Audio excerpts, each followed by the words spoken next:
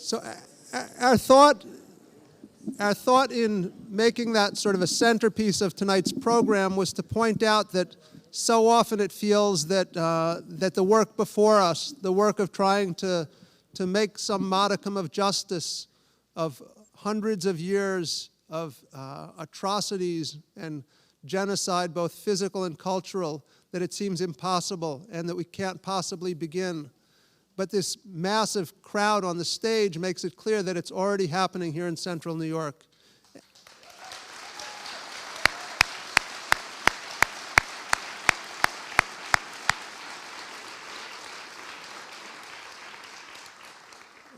And in fact, if, as we plan to do this coming year, we're able to spread that understanding and that collaboration around New York State, we will indeed stop hydrofracking in this state and begin building a sustainable future.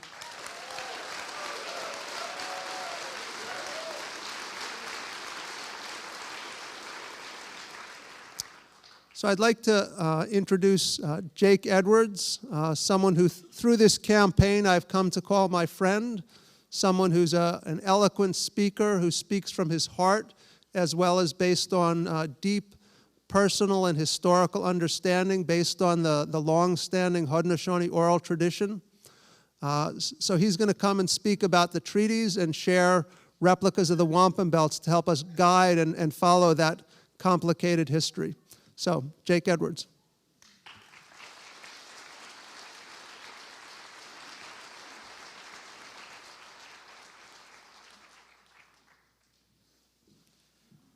Yawa skano swagwegi. The guy na gunkade na wendade. Can do quio nanga ogasa. At again, with watunda na negano hanyu na o ne agwegi ne hadio ne tona ne ganusagunwa. And again, oh, maybe I better use English.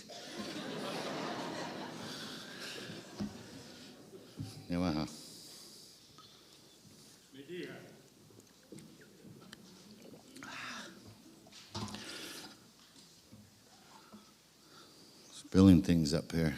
You guys got me nervous. Some of you know what you're about to hear again as a reminder is how we put it out there as our oral teachings. It's constantly spoken so that we all know, and it sinks well into our bodies, into our hearts, into our minds. We also know you're in Haudenosaunee territory. Kanakdagwenioke Nanga is the capital of the Haudenosaunee, sometimes referred to us by the French as Iroquois, 5 nations, 6 nations. We are the Haudenosaunee. Onondaga here is the capital, Kanakdagwenioke, fire keepers of the Confederacy of the 5 nations and now the 6. There was a time at the beginning. Well, I want to condense this a bit because what we teach and what we know and pass on generation to generation is kindness that going at the great law of peace. Sometimes that can take 8 to 10 days to interpret it. We're going to condense it somewhat since Tadadaho already set precedents of cutting things short. So I'm going to follow that. And we'll cut it short time frame wise because we don't see us all sitting here for 8 to 10 days. And so it'll be a condensed version of the great law of peace. Prior to receiving the message from the peacemaker, from the Creator, through to the peacemaker for all of us. Prior to that, we were traveling about the forest, which we call our home here. We were battling each other. We were at war with each other. We were doing it constantly. And we were good at it. So we continued on with the thought that we were entertaining the Creator because that's what we were doing so well. And so we received this message. Creator was saddened by our actions to each other, toward each other, throughout the day and throughout the night. And so he sent a message through the peacemaker. And so the message came, and it took a long time for our people to accept it. It traveled about different communities. We did accept the message, a message of unity and strength. Skada hendwaya gwatni guha. Gano hanyo. Agwigi wadamwa hena da hatuna wenjagi. We all come of one mind and give thanks for what was put here on earth for us. That's part of the Thanksgiving address that was translation cut short. It's all in there. And so we sat and we met and we discussed and we went through and through.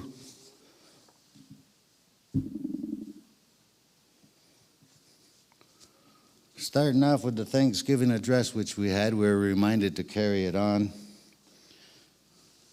The unity of the 5 nations, starting from the east, it's the Mohawks, and coming in, the Oneidas, the Onondagas, Ganactagwenioke, fire keepers of the Haudenosaunee, the Cayugas, and the keepers of the Western Door, the Senecas. We unite as one, and our decisions to do so strengthened the message that the peacemaker brings. It strengthens it in our hearts as we have now one mind, one heart, one body. Haudenosaunee, people of the Longhouse. And so that's who we are. Some of you recognize this, most of you probably do who are here, as our flag. Well, our flag hasn't been around for too long. It came about from one of the things that we cherish as a replacement to the war and bloodshed that we caused to each other prior to the great law of peace was happening. After that, we joined as one. We came to the understanding that to entertain the Creator, our young men, we don't fight each other. We buried our weapons of war under the great tree of peace. And so we entertained the Creator with a game of lacrosse. Very spiritual game, very powerful. The young men exercised their strengths through the game of lacrosse. And so how we notice unity, this unity belt, Hiawatha belt, Confederacy belt, that's got several names it goes by also. We also now recognize the Haudenosaunee flag, which came about as our young men were overseas playing international competition, the game of lacrosse. And as the people were there from all different parts of the world, had all their flags up, all around. And they came to the Haudenosaunee and asked, "Where's your flag?" And our people kind of looked at each other and said, "Well, we don't have a flag. We know who we are." So, well, yeah, that's good. That's good that you know who you are. This is what those people were telling us. And so we took it as a serious note, and our people put their minds together, coming up with different ideas, all good ideas. And so somebody spoke up and says, "Well, here's our belt. This is our recognition. When we meet other nations prior to the white man coming here, this is what we explain to them. Because the white roots of peace, after the tree was planted, expands in all directions, and anybody's welcome to follow them roots and take shelter under the laws, the great law of peace." And so that's how our belt became our flag was through international recognition of who we are for those of them over there that didn't know. And so as it goes on, this great law of peace, there's a lot in there. Each and every row, each and every bead has an explanation to it. Protocols, procedures, ceremony, raising chiefs, taking chiefs down. It's all in there. That's a responsibility of the women folk, clan mothers. They have a great responsibility. And also in the Ganohanyo, the Thanksgiving address that Taradaho had put out for all our ears, some of the translation in there is the important role of our grandmother moon, who controls the currents of the waters. All currents and all waters is under responsibility. We acknowledge that. And we kindly and respectfully put our minds together as one and give a thanksgiving to our grandmother moon, who's still carrying on her duties, to make sure that the waters remain here pure and fresh, pristine for the next generations to come. And also the decision-making process that the Council of Chiefs is summoned to carry on. And in that, their decisions are to be made. Hadigun sadundies, scano, so that the faces yet to come, yet to appear from the earth, will have what we have. It's our responsibility to not destroy anything that we have to walk around here on earth with, anything that is provided for us for. It's our responsibilities to make our decisions today, each and every one of us, so that no harm will come to what we're thankful for, so that future generations will have that to see and enjoy themselves. And so in translating to English, in the first place, cuts a lot short, cuts a lot of this out. And then to condense it too, does it again. But this is what we should be thankful for each and every day, the oneganos. And so as we travel about through the Haudenosaunee, which is our roots are expanded out, and we do have a lot of people, a lot of nations coming and joining and seeking shelter under the great law of peace. And so we come across this time that we noticed our woods has company in it, people we didn't understand who they are, and so runners will greet them. It was the Mohawk Nation that came and brought it to the attention of the Haudenosaunee that something has to be acknowledged here to the east. These people are here and they don't seem to be leaving. And so we had agreements with them. We had working agreements with them at that time. And the Mohawks brought it into some of the translations of it.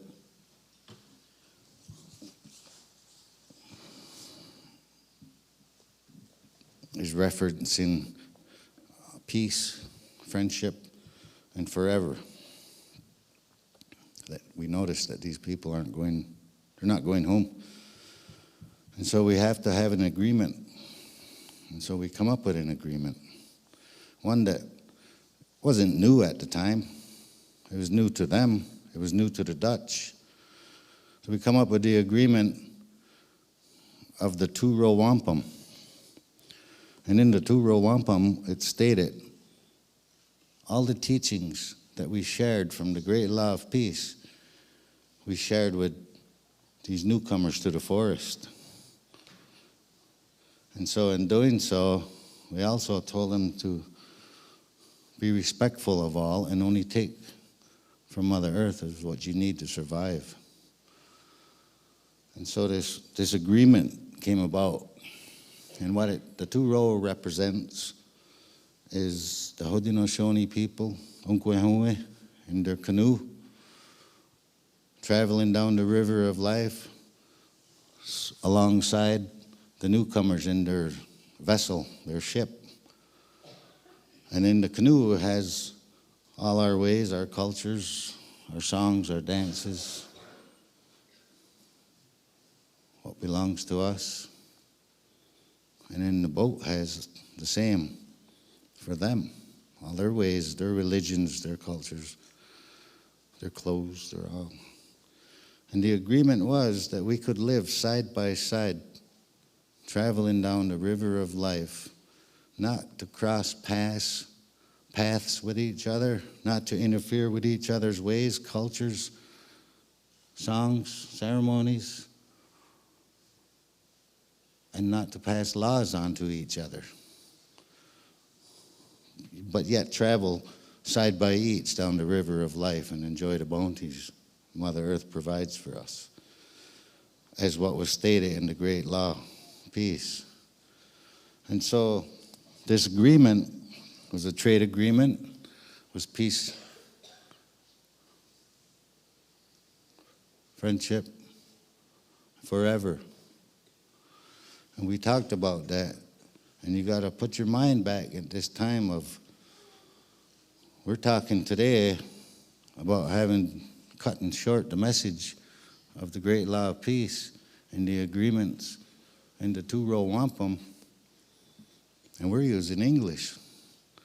So back in 1613, they were using our own Haudenosaunee Ungwawana, our own words, and then having to go through translators as we're teaching to translate. We're trying to learn English and teach our language at the same time as agreeing with something. But it did happen. And it's acknowledged that way as the covenant chain of peace. And so this was to last for as long as the sun shines from the east, sets in the west, as long as the rivers flow downhill, and for as long as the grass grows green. Peace, friendship, and forever. Understanding the laws that's in our house. The forest is our house. And we share it. We share it with the newcomers. So as time goes on, shortly after this agreement, these agreements have been violated, been broken. And we work continuously to remind our brothers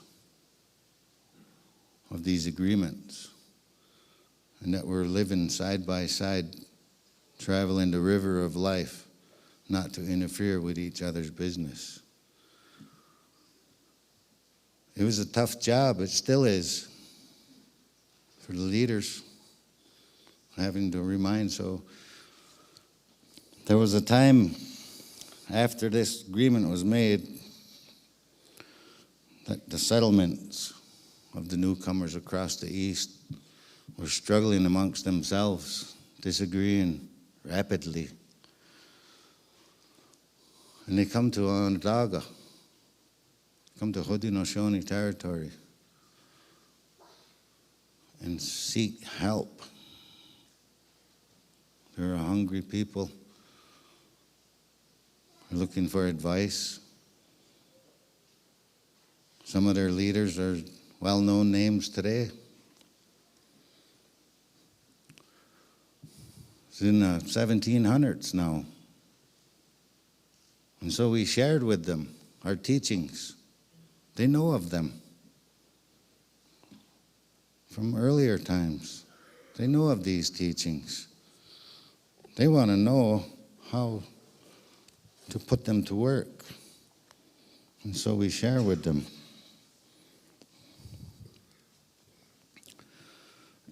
We remind them of the covenant chain of friendship. The covenant chain comes from a term when the ship landed and the Mohawks greeted them, shared with them some of their teachings, shared with them their food, shared with them their laws, their ways. So the term starts off at that beginnings with that they'll anchor their boat to the woods. And then once we realized that they weren't going along and the message come in further, they said that perhaps we should anchor that boat to the rock, which is to unite us, the people of the standing stone. And so they did. And then they said further that we should go and anchor to the hills. And what that translates to is bringing it to Onondaga, that these people aren't going away and they're going to be anchored here. And so that covenant chain was brought up, that rope may rot, and they'll make a chain of steel. And our people told them that chain may rust, fall apart. And they suggested silver. Silver don't rust, and silver is easily polished. So sometimes today you hear that term, we're polishing the covenant chain of friendship. And that's what it is. Each time that we sit and meet and greet each other as governments, as people, we're polishing the covenant chain of friendship, because this is still forever. And so these people that came again now, a few years later, asking for advice on governance. And so we shared with them again the great law of peace, the structure, the protocols, and most of all, Ganohanyo. And so it was translated to them, the long version, and it represents all living things, all things that are here for us. And that skada hendwayang guatnigu ha. With the etino ha. Agwegi wadan wa haina dan ha. Netsungwaya disai. We all come of one mind and we give thanks, a great thanksgiving. And so cutting that Thanksgiving translation short, it actually really does leave a lot out. And just a small term of we kindly and respectfully put our minds together as one and give thanks. The responsibilities of Mother Earth is still carrying on to provide for us. These are spoken regularly, at whether we're in ceremony, whether we're in meeting, Grand Council meeting, Chiefs meeting, community, clan meeting. Ganohanyo is spoken. Some of you may have noticed the acknowledgement that the men would put out, an agreement of Skada Handwai. Skada means one.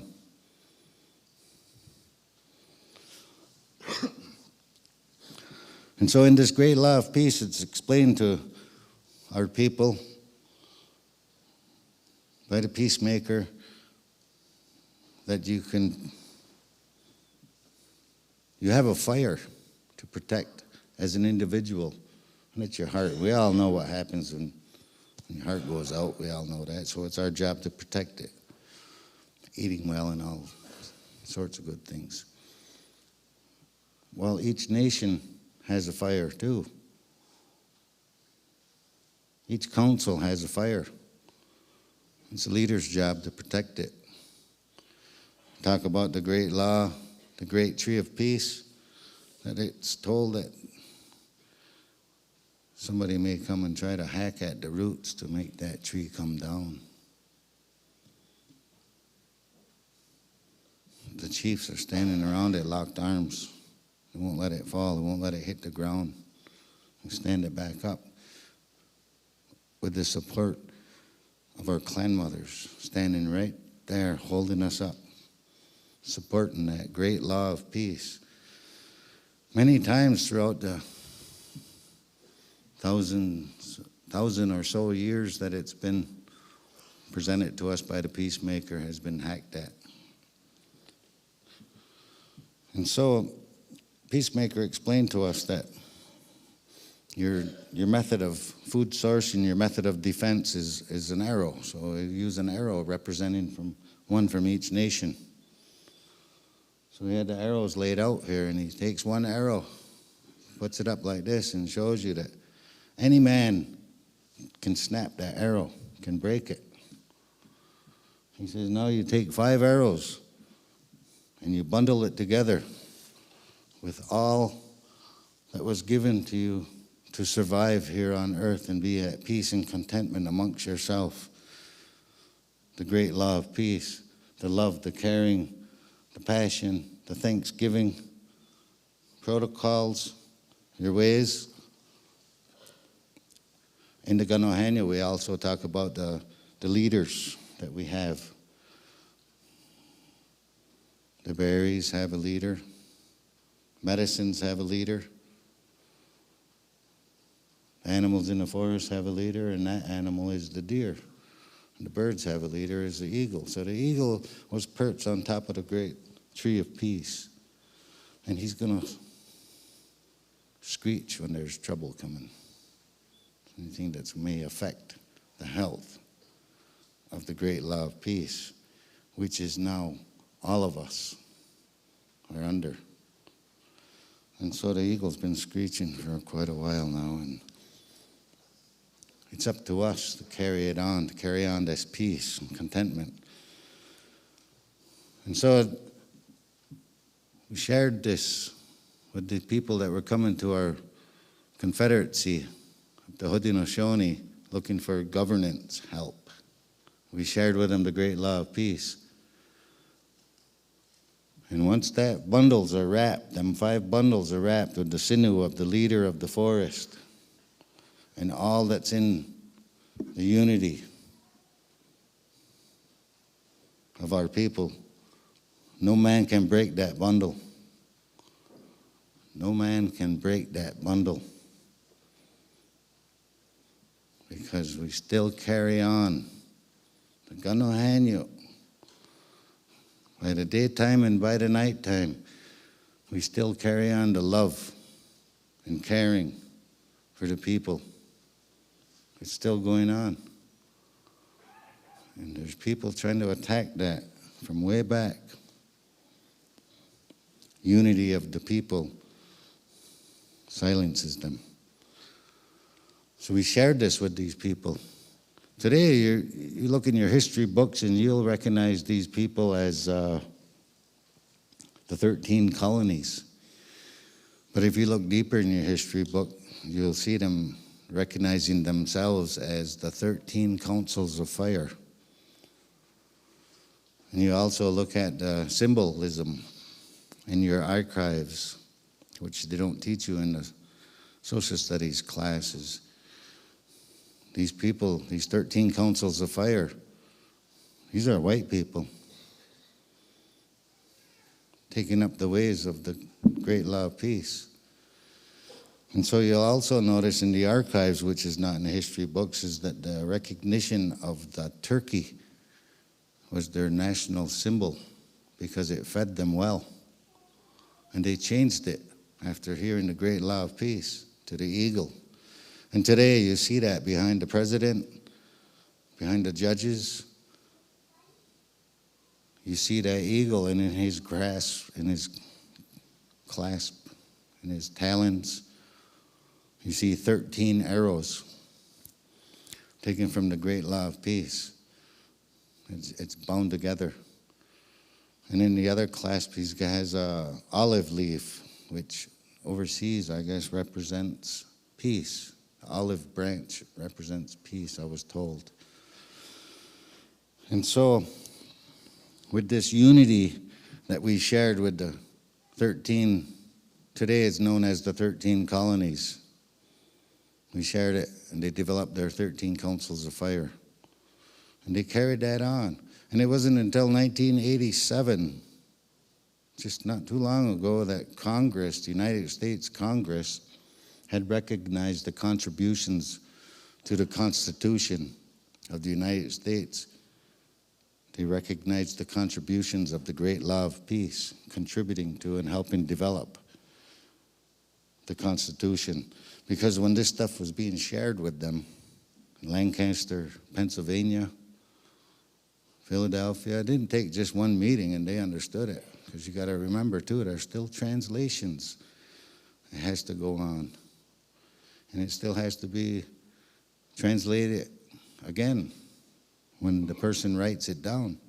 And so one of these guys that were writing it down, listening to the translator, was Benjamin Franklin.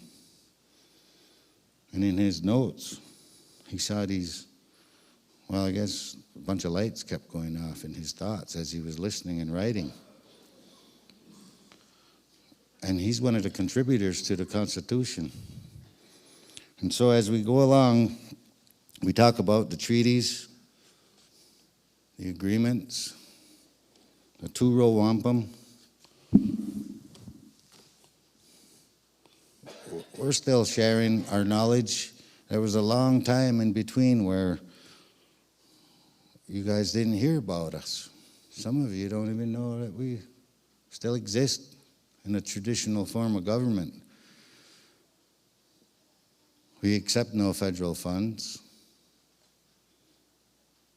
Treaty obligation, health clinic is what we have. Our government is still run the traditional way. Our chiefs are raised by clan mothers. It's still going on. Ceremonies. When we have our ceremonies, it's not just for us. It's for all the berries, all the foods, all the woods, maple syrup, maple sap. It goes on and on. It's all in here. It's all in the law.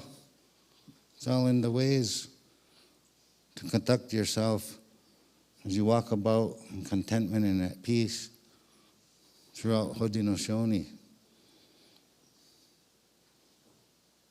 And anybody, as far as those roots all go, in all directions, are welcome to seek shelter. And as they do, we don't ask them to change their ways. We ask them to respect the ways of the forest. The ways in our house is what we term the forest. That's where we live. It's our house. It's our home. And so we don't ask anybody to change their ways. Like here, we didn't ask them to change their ways. We asked them to respect our house. And so these people that did learn that, 13 colonies, 13 councils of fire, you guys all recognize the arrows. You see it in the eagle's clasp, what they've borrowed, they use.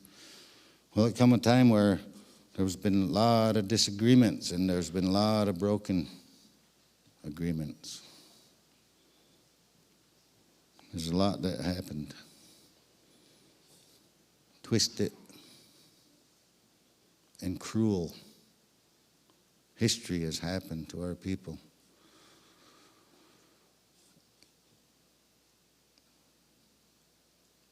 George Washington became a president of the United States.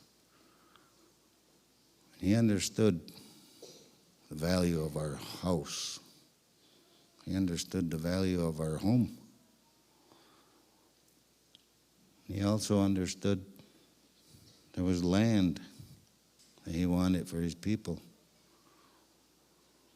So all around us, on the back sides of us, there's wars going on because of the encroachments and the violations and the cruel and twisted ways of some of the people. George Washington summoned us to not have war with him and his people.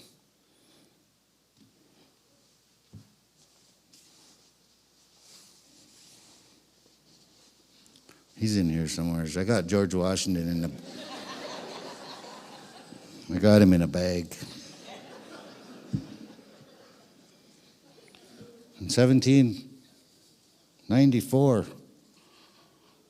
George Washington summoned our people to have peace with him and his people.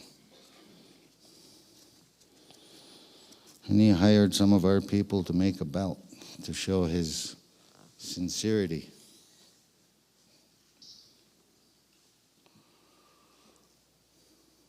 This one here is sometimes called the George Washington Belt. Sometimes it's called the Pickering Belt, because Colonel Pickering was commissioned to conduct a treaty. And it's also known as the Canandaigua Treaty. And that's where the treaty took place amongst the Haudenosaunee of peace. And we agreed to that peace because he answered our concerns. At that treaty, he answered our concerns of stopping the encroachment on our lands. And we won't take up arms with our brothers to the west who are battling you and beating your army. And he knew the strength of the Haudenosaunee. If we joined against him, he knew the consequences of it. So he asked us for peace, and we agreed because he said we'd leave our land to us forever unless we decide to sell it to him. None of our people never decided to do that, but we got encroached upon by his people. And so that was in 1794, November 11th. It was of that same year that they were encroaching on us still, because they didn't have cell phones back then. He couldn't call his people and say, you go back east. And so he acknowledged that some of his people are uncontrollable, cruel and twisted are their thoughts. But we continue to uphold our side of it and not take up arms against him. There's so many other treaties to mention. I bring this one out to your attention. This is one of the first, this is the first treaty, United States of America. But this is the first treaty with the newcomers to our forest. And all the laws and agreements and understandings that's in the great law of peace were put into this understanding. And so this one here marks the foundation of treaty making with the new government. Now they understand how to treat with Indians. That's what they called us. They thought they were in India. We always maintain who we are, and our oral teachings allow us to do so. We carry it on. And like I start saying now, that some of you that don't know who we are, didn't understand us living next door as neighbors, it was because there was a time in our teachings, because we were taught by you guys when it comes to schooling. In order to get through life, you have to have an education that is prescribed to us. I don't know if you guys know statistics or anything like that, but Native Americans have a high dropout rate because we get and stick to our oral teachings. We're busy learning our ways. Education is good, as long as we don't forget who we are. When we travel anywheres, when we greet anybody, we greet them to who we are. That was all explained in here too, because it talks about how we're dressed, how we will dress, we will recognize each other. And so this two-row wampum campaign now is coming to its 400 years. 400 years. We're going to paddle down the Hudson River from Albany to Manhattan, side by side, is what the words are spoken in the Treaty of the Two-Row Wampum Guswentut. Prior to that, we're going to paddle from Haudenosaunee over to Albany. Schenectady, that's what we call it. On the other side of the pines, Schenectady. You guys don't know it as Schenectady. All our places had names, still have names. Recognizable trees, streams. All of that. That didn't happen when some scholars say that we came together in 1600 or something. Went around naming everything real quick.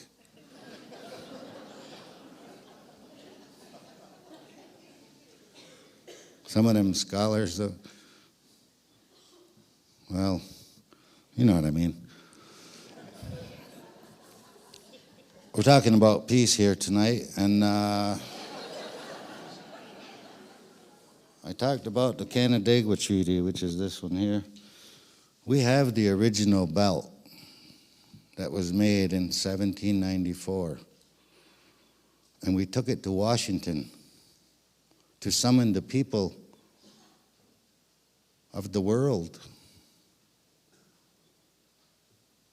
to honor or persuade their governments to honor their agreements, the agreements that kept them alive,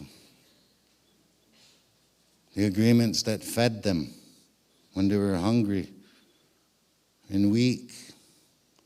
We reached out. Like I was saying, education came in. We kind of stopped reaching out because we were getting disciplined for telling you this stuff. The teacher will sit you in a corner if you talked about treaties. Tell us we don't know what we're talking about. So we go home and talk to our elders and say that teacher said we don't know what we're talking about. So you talk about the hurt that we receive, the pain. We want to graduate, we got to listen to the teacher. You want to survive, listen to your elders. In this day and age, we have to listen to both because we're never done learning. And so we stepped up sometime in the 70s from Onondaga Council and acknowledged that it's been long enough time had passed that we've been quiet about who we are and who the other side of these agreements are, because the history teachers aren't teaching it, so it's up to us to do it. And so that's what we did. That's what our leaders did, that passed on now, told us, it's up to you. One of our chiefs we're young kids. We put our hands out like this. And he came walking by, and he went like this, in the palm of our hands. He said, now what are you going to do? It's now in your hands.